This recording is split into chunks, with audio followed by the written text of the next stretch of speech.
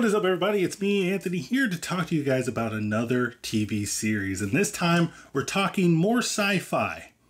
And I promise this isn't the only genre that I like, but lately it seems like sci-fi has had a resurgence and all the good shows in 2024 are all sci-fi related. So I guess we're going to be talking a lot about it. Dark Matter is based off the novel by Blake Crouch that tells the story of a man named Jason Denson who is abducted and taken into an alternate reality, and Jason goes on a journey to reunite with his family to save them from the most terrifying enemy imaginable, himself. So if you're new to this channel and you don't know who the heck I am, I do recap and reviews and sometimes movie reviews, but lately 2024 movies haven't been that good. And for these series reviews, I just give you my weekly recap of the episode. I give you my review, I give you my recap, and I give you my theories so you can sit back and relax and we can talk about Dark Matter and see if we have the same thoughts about this and go on this crazy ride together. So if you haven't already, please hit the subscribe button, hit the like button on this video if you liked it, dislike if you don't, because either way, it helps the channel and it tells YouTube,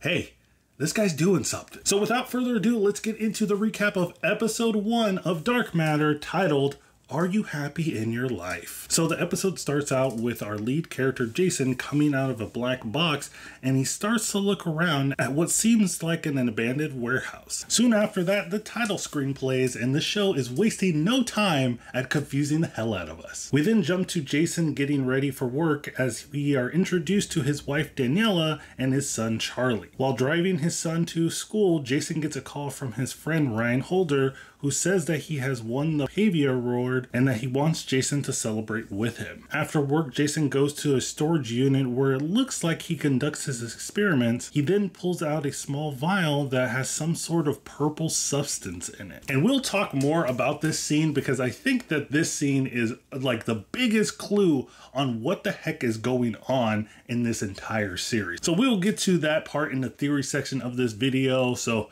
let's be patient a little bit. Back at home, Jason and Daniela are cooking dinner when Daniela sees that Jason's phone lights up with notifications from Ryan asking where he is. Jason tells Daniela about Ryan winning the Pavia Award and that he really doesn't want to go to celebrate. Daniela conveys to Jason that he should attend the party because deep down he knows that Ryan would do the same for him. Jason meets with Ryan at the bar called the Village Tap and celebrates with Ryan and the rest of his colleagues. Ryan tells Jason that he is starting a neurotech company and that he wants Jason to be a part of it. Ryan says that it's going to be based in San Francisco and that he should talk to Daniela about it before making a decision. On his way home, Ryan is asked by a stranger if he can spare $1, and Ryan agrees and starts to take out cash from his wallet when the man confronts him with a white mask and a gun pointed at his face and tells Jason to get into the car and drive. The masked man knows Jason's name and his password to his phone, and the man asks what he was doing with Ryan Holder. Jason tells him that he was offered a job and that he hasn't decided on it yet. The two arrive at an abandoned factory, and the masked man tells Jason to take his clothes off. No, it's turning into that kind of show. After that, Jason is told to walk down the lower levels of the factory. Before going further, Jason tries to attack the masked figure, but is thrown to the ground and is injected with something that will make him pass out in a few minutes. The masked man tells Jason to open up a bag that is on the floor and tells him to get dressed because he will be unconscious soon. After getting dressed, Jason starts to get drowsy and the masked man opens up the box, which emanates a purple glow. I wonder where we've seen that before. Jason asks what's in the box and the masked man says that it's a possibility. The masked man asks Jason if he ever wished things were different, and Jason says yes, and the masked man says good because he's doing this for the both of them. Jason then falls unconscious. Jason is then awakened by people in hazard suits surrounding him as they start to decontaminate him. Jason then wakes up in an unfamiliar room and is greeted by Amanda, who knows Jason, but Jason has no memory of her. Jason asks where he is, and Amanda takes him to another room where he meets Layton. Layton welcomes Jason back and tells him that he's been gone for 14 months. Layton asks Jason if he could tell him where he has been and what he saw and how he made it back. Jason starts to recall the events at the bar with Ryan and his encounter with the masked man. Frustrated by all the questioning, Jason firmly asks if he can go home and sort things out. Layton says that they need to run some more tests, but before he could finish, Jason escapes the facility and makes his way back home. When he enters his home, he notices that everything is different, and he hears a voice call his name from the kitchen. When he goes to investigate, he sees Amanda standing there. We then cut back to Daniela waiting for Jason to come back home. When Jason arrives, he seems like he is in shock and he's not familiar with his surroundings.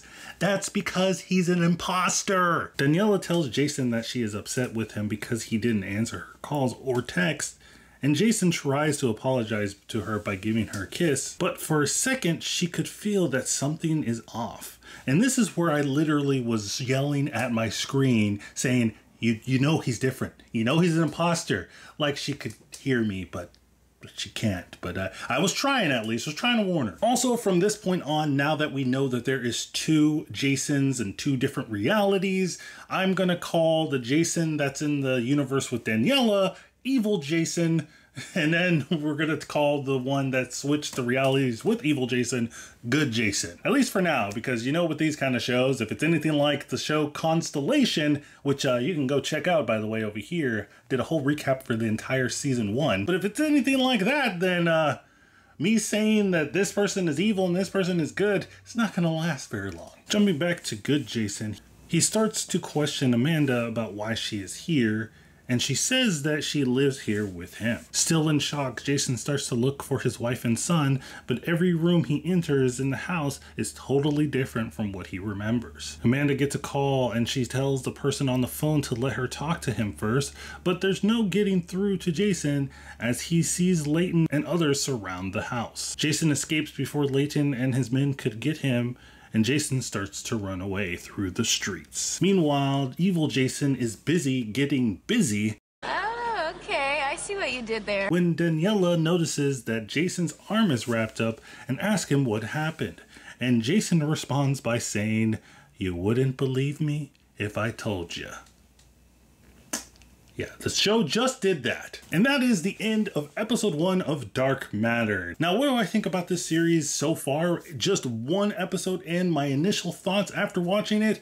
I think this is going to be a blast. I actually really enjoyed the first episode. It's well acted. I'm already interested and intrigued on what we're going to be trying to figure out with these two different realities. Now, with that being said, this isn't something that we haven't seen before. If you watch a lot of sci-fi shows, you've seen this before. If you even watch just a couple of sci-fi movies, they've done something similar to this with having two different universes and a person from a different universe that looks exactly the same as that person trying to take that person's life. We've seen this stuff before. Kind of reminds me of that movie with Arnold Schwarzenegger and his clones. 6th Day or something like that. And Clara, and I need your help to get my family back. They are my family. That's for sleeping with my wife. Now, if Arnold shows up in this series, I mean, this might be an all-timer. I do also like, at least so far, I think it does have the potential to do it, but at least so far, it's not too heavy in the whole sci-fi. You know, I like sci-fi stuff, but I'm not really into it when it gets so, like, heavily into sci-fi stuff. You know, you can call me dumb or whatever, but I'm just not really into it when it goes too heavy into that stuff. Right now, it's at the perfect level where it's like, it's sci-fi, there's a little bit of stuff that goes a little bit over my head, but there's enough stuff for me to keep the normies like me, a little interested and intrigued to see where it's going to go. And the last thing I want to talk about with this episode, the ending song for the last couple of minutes of this show, it was random. I was like, I was not expecting that genre of music in this show. But of course, guys, let me know what you think of the first episode of Dark Matter in the comments down below. Did you like it? Did you hate it? Who's your favorite character so far? Who's your least favorite character? And also, I did find it funny that this show is basically, essentially, Jason having to choose between Jennifer Connelly and Elisa Baraga. Yeah. What a terrible, terrible life this man has. And we're getting to that part of the video where we talk about my theories and we just talk about a lot of stuff that happened in the episode a little bit more in depth. And this is where I ask you guys if you think what I'm saying is right or correct or whatever. And then you also respond to that. I ask you some questions. Hey, did you think this? And then you let me know what you think in the comments down below. The first thing that I want to talk about is the opening scene where we see Jason come out of this like mysterious CGI box and he's looking around in this warehouse. At first, I thought it was kind of weird. Like in the beginning, when I first started watching the show, I was like, what the heck? Why is the show doing this? It's already confusing us.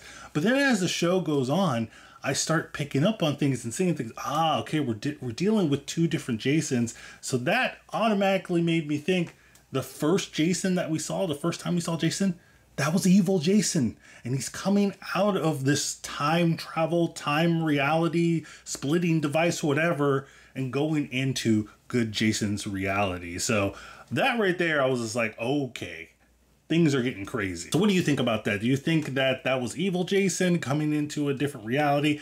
I think it's kind of straightforward that pretty much is what's happening, but let me know what you think in the comments down below. Now, piggybacking off of that whole like black box device time traveling thing that Jason came out of, or evil Jason came out of, there was a scene where good Jason is teaching in his physics class about a cat in a box with like radiation and atoms and everything.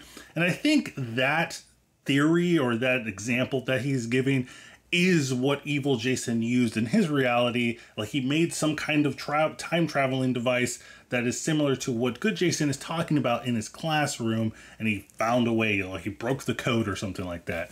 Let me know what you think about that. That one probably might be just a throwaway because there was a lot of scenes in here that was just like, I don't think this is going to amount to anything, but it's there. And another scene that I want to talk about is the scene where Jason goes into the storage unit and he's doing these experiments. At first, I was just kind of like, why are you showing me this? But again, just like when I was talking about the black box, after you get to like the end of the episode, it kind of comes all together and you kind of realize, this could possibly be evil Jason in good Jason's reality. He's been in there, from what we learned, 14 months. So he got a storage unit to do his experiments on and make his plan. And you can even see in this scene that he is writing some notes on them. And in the notes, it shows like a schedule of the events that happen each day. There's one where it says Thursday, it says Charlie drives. And then on Friday, it shows that Daniela is going to be training for her competition. And I was like, okay, so evil Jason has been there for a long time and he's making sure that he knows certain events so that when he eventually takes over good Jason's life, that there won't be any holes to his story. But if you watched any movie or TV series like this, you know that somebody's gonna smell things that are fishy and they're gonna realize, hey, you're not my Jason. So let me know what you think about those theories in the comments down below. Let me know what theories that I missed or some things that you saw in the episode that you want some explanations for.